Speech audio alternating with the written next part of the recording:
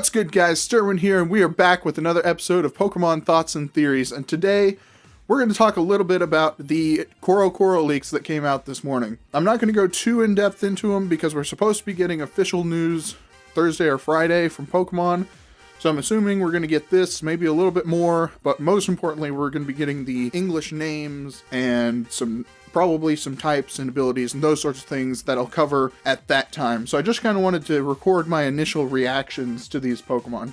So in this Coro Coro Leak, we got 5 brand new Pokemon, as well as 2 new Alolan forms, and a little bit of information about the new Evil team in the Alola region. So we'll start with the Pokemon.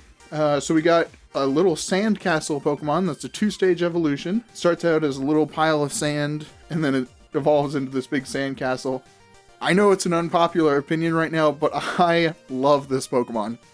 I think it fits the region so well. I can just imagine, like, in the anime, having kids like Bonnie, playing with this sandcastle and, like, building a sandcastle that looks like this Pokemon, and I think it's just a lot of fun that could come from this Pokemon.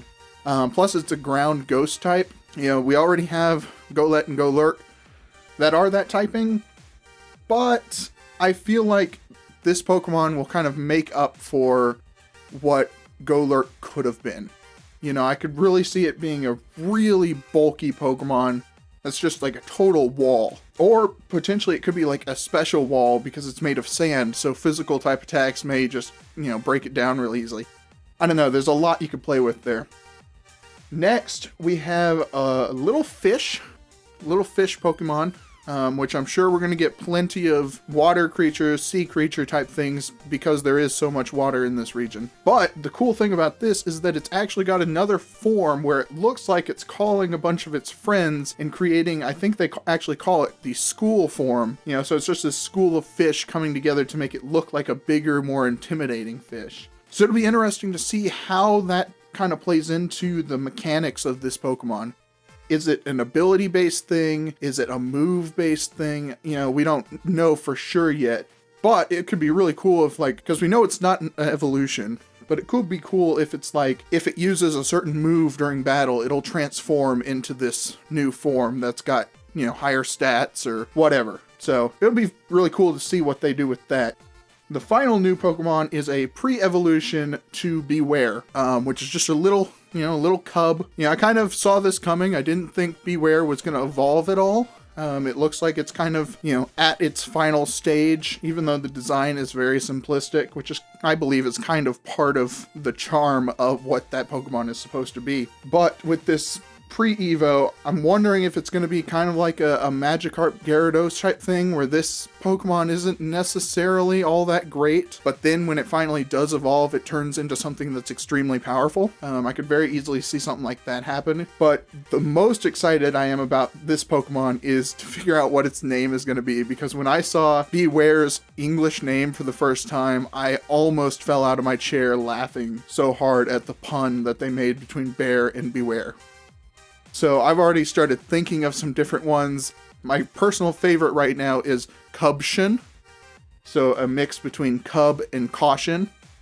I don't know. We'll see whenever we get the information on that. But yeah, it looks like it's going to be really fun. And that's something that I got to say for all of the Pokemon we've seen so far. There have been a few that don't necessarily fit this mold, but so far everything I'm seeing just looks fun. It looks like all of the new Pokemon that they're bringing are supposed to, invoke just having fun and, whatnot. So that's really cool. Moving on, we've got 2 new Alola Pokemon. We've got a Dark-type Meowth that apparently has been bred by the royal family of the Alola region, which is interesting that they mention the royal family, because is that going to play into the plot at all? There's a lot of speculation at that point. Maybe we'll get more information on that when we get the official news. Maybe we won't. But we know that there is a royal family, and, do they come into the plot? Are they no longer in the region? Is it kind of like a Kalos type thing where there used to be a king, but no longer? We don't know. But I think the dark type is very fitting.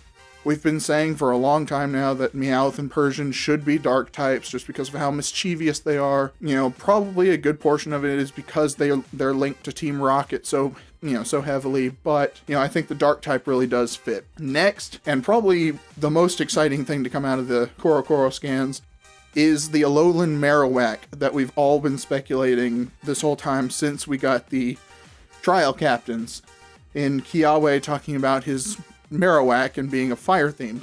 Well, we finally did get our fire-type Marowak, but in addition to the fire typing, we get a ghost fire Marowak. So I'm really hoping that this isn't just a gimmick and that they actually put time into making this a good Pokemon, because I really like Marowak as a Pokemon. It's just not very useful, but with the ghost fire typing, there's just so much that you can do with it that I think would really help make it a good Pokemon. I hope that that's the direction that they go with that. So finally, we got, there are two things. We got information on the new evil team. They're going to be called Team Skull, which I love that name. I think it plays into the tribal aspect, if you will, of, what this Polynesian area, with Hawaii and, all these different island countries, the kind of vibe that they give off and being very traditional and tribal in certain things. I think it really plays into that, and I think it fits really well in this region. We have no idea what their motives or anything like that are, or how big of a part in the plot they're going to play. I've got some ideas of my own, but we'll talk about those a little bit later. But yeah, as far as the designs go, I really like what they've got going so far. It does remind me a lot of Team Plasma in Black and White 2, which, ironically enough, they've got a pirate ship, and these seem to be sort of pirate-themed enemies, so that's kind of funny. But, they got the bandanas and the skulls on their shirts and all of that.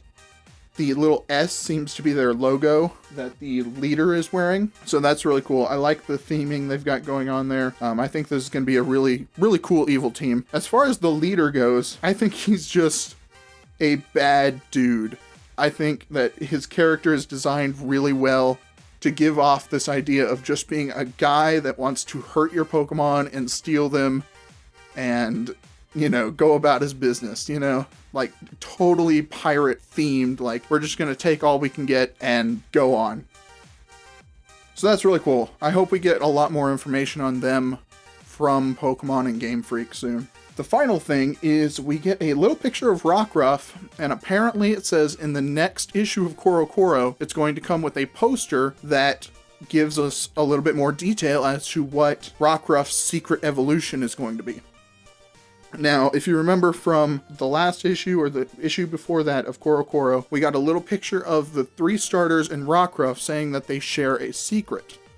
And so this secret evolution could very well be what it is, and there are a lot of rumors floating around out there right now that there are going to be like a branched evolution for the starters and for Rockruff, and so that's very well what it could be, but we don't know for sure, so hopefully we get a little bit more information on that in the next Coro Coro. But yeah, that's about it as far as these leaks go. I'm really excited for what they've been doing. I hope we get some really good information from them soon. But yeah, I'm just really excited for what Pokemon Sun and Moon is shaping out to be, and they're just doing such a great job in terms of the promotion. But for now, I'm going to go ahead and get on out of here, and I'll catch you guys a little later on.